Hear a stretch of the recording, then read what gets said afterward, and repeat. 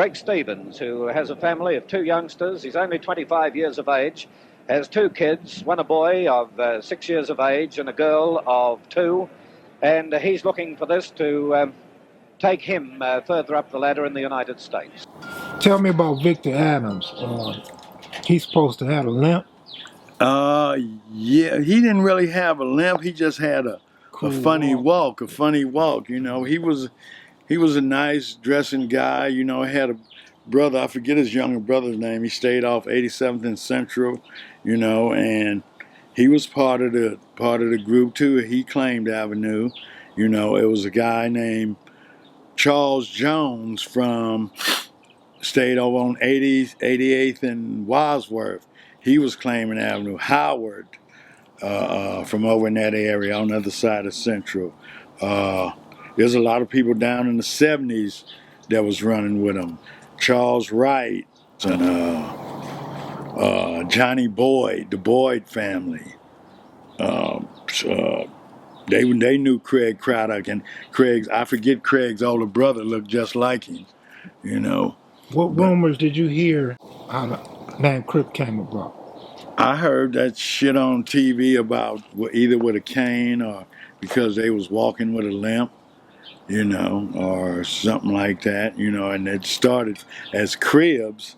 I don't know, you know, because like I say, when I was released, I wasn't focused on none of that shit. Yeah, because you missed the first 3 years anyway. Right. So I mean, when they lock you up and you realize there's 2 kind of people that go to jail.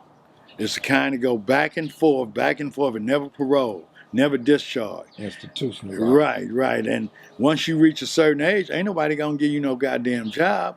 I went away in '69, and I wound up at YTS. There's a guy named Lonnie Morris from San Bernardino in there with me. Motor Mouth, we called him, right? I was looking at a lockup about 2 months ago, San Quentin lockup. I'm sick. He was my age. I seen his ass in there. So that let me know he kept going back and forth. You know? Got out, huh? Right. And our younger generation don't realize all these new prisons they building, that's for your ass. Yeah. See what I'm saying? You may think you slick, you may think all this and that, but really, them new prisons they building is for you. Tell me where the Crips got stealing leather coats from.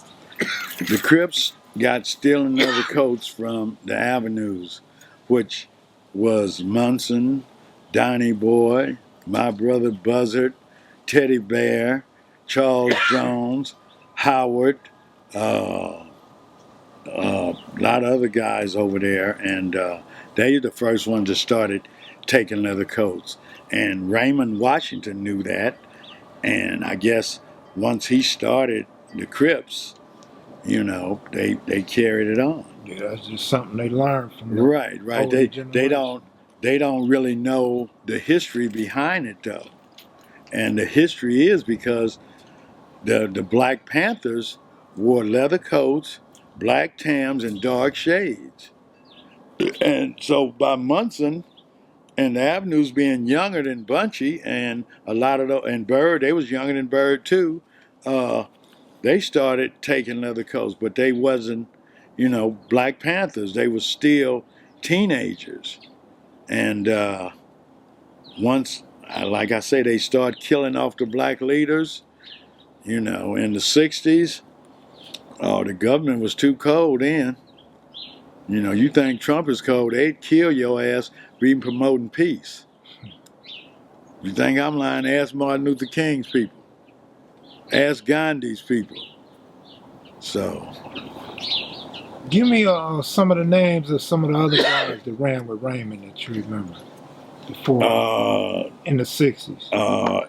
It was a guy that was big buff guy named Boo.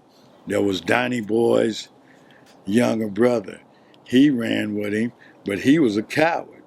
He couldn't fight a lick, you know, but he wasn't shit. Did Kenny Carter run with y'all? Yeah, me and Kenny Carter me and Kenny was closer than me and Raymond, or than me and me, Kenny Carter, who was Bobby Sanders, Nathaniel Jackson,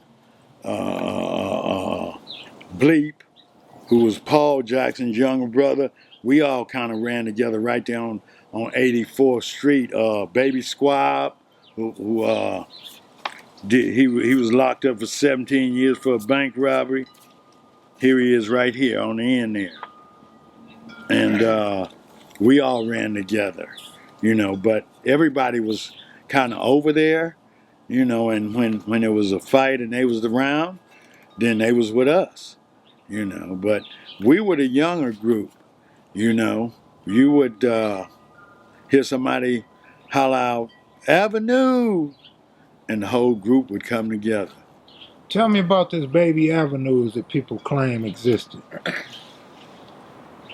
I guess that would be the younger brothers of the original avenues, which I was one of them. But like I said, I didn't see myself as a baby avenue.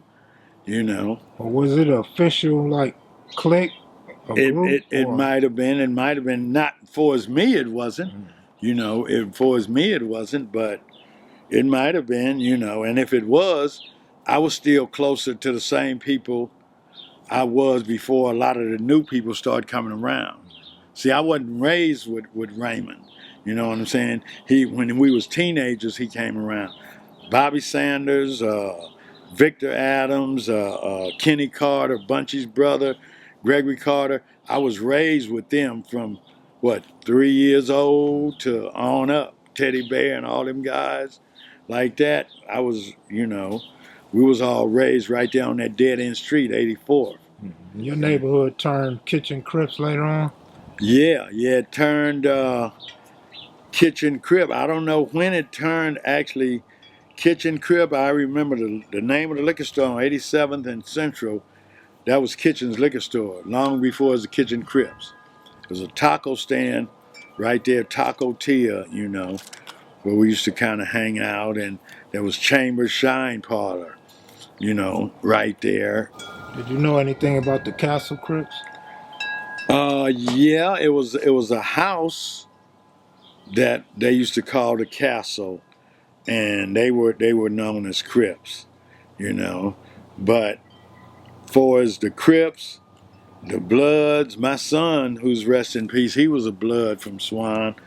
But as I say, with me, I got involved in sports. I started going. I figure if I'm gonna fight, why not get paid for it? So I got involved in boxing and started going to the gym, and that kind of saved me from running the streets and smoking PCP, and it stopped me from smoking cigarettes totally. What gym did you train at? I trained first. I started off at 100. At Hoover Street, and I was just got out of YTS. I was 175. I was kind of buff, and I went in there. I didn't go in there learning to box. I went in there just to learn to hit the bag. And 2 days later, a guy had me all geared up, and they put me in with a guy that I didn't know, and he beat my ass, and I didn't know it at the time because I didn't come up in boxing.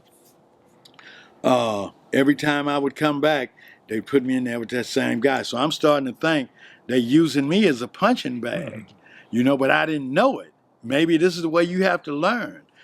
And one day I was in a 7-Eleven. I picked up the Ring magazine, and I saw the guy's name rated number 7 in the world. I hadn't had no amateur fight, but by that time, he couldn't bloody my nose and whoop me like I could kind of hold my own. So it made me think, well, wait a minute, I can hold my own. So I started exploring other gyms. I saw a fight on TV with this Mexican, Rudy Robles, fighting for the world title, and he had a gym on 108th and Broadway. So I went to 108th and Broadway, wandered in there, and met this guy, Percy, little short, bald head guy, that told me, this ain't a game of strength. This is boxing. He ain't hitting you on your muscles. So don't be a punching bag. Be smart, learn the box. And I tell you this, right now today, he had a kid that was 12 years old that he had been training since he was 8 years old. I was 22 at the time when I started. That little kid kicked my ass. I'm serious. I couldn't hit him with a handful of rice. I was stronger than, but he's dancing, he's boom, boom, boom, boom. And as soon as I hit him, he grabbed me, and danced away. And it showed me that the guy that was training him said, don't always be the aggressor. Don't always be a bull, because the bull loses in the ring. He said, back up, let them come to you. Just because you're the strongest, don't always be the aggressor. And once I started listening to him, people started going down. I started having success. And some of them same fighters over at that other gym, I downed them, and I wound up going all the way up to number 7 in the world. Damn. Beat 2 world champions. I put a man down that Roberto Duran couldn't put down. What was that? Hector Thompson. It's on YouTube. It's a perfectly timed right. That is a great punch, Phil. A great punch. It was a great punch, and we're up to round 8. He had 80 some professional fights.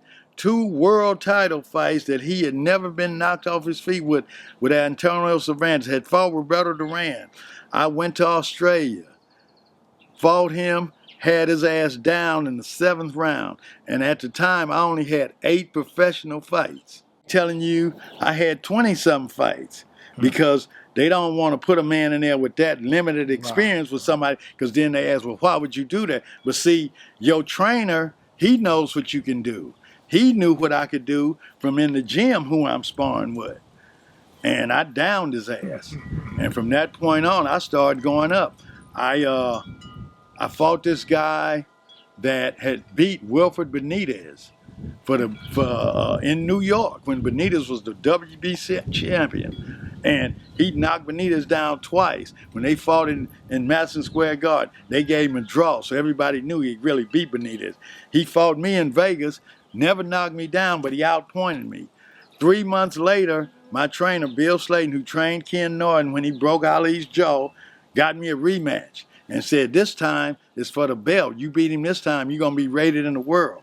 So my wife, all my friends, nobody gave me a chance, because they knew he had beat me. They knew he had beat Benitez, and I knew they was talking behind my back, but I just ran like Forrest Gump, and I knocked his ass out and brought the belt back. That's right. That's right. I got you want to see the belt? I got it in the room. I got the belt.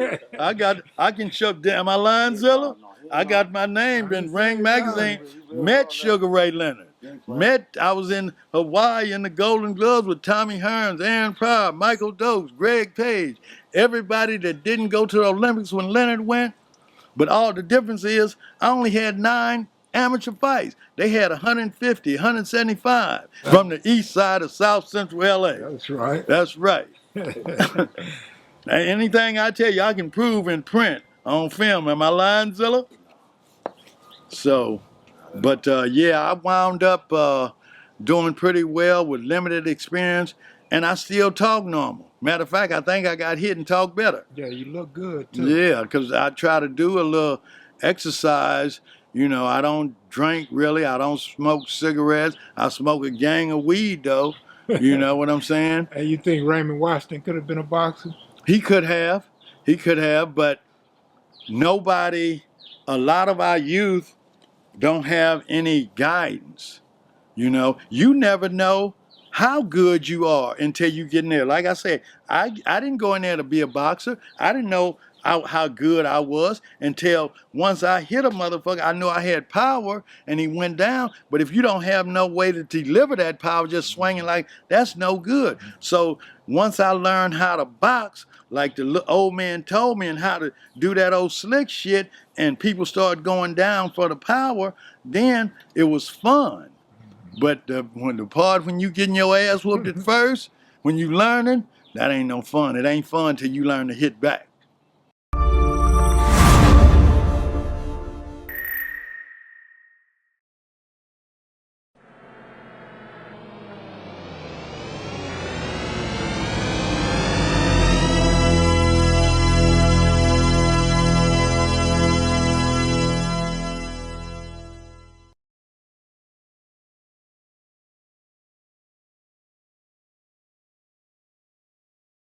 Show me that belt.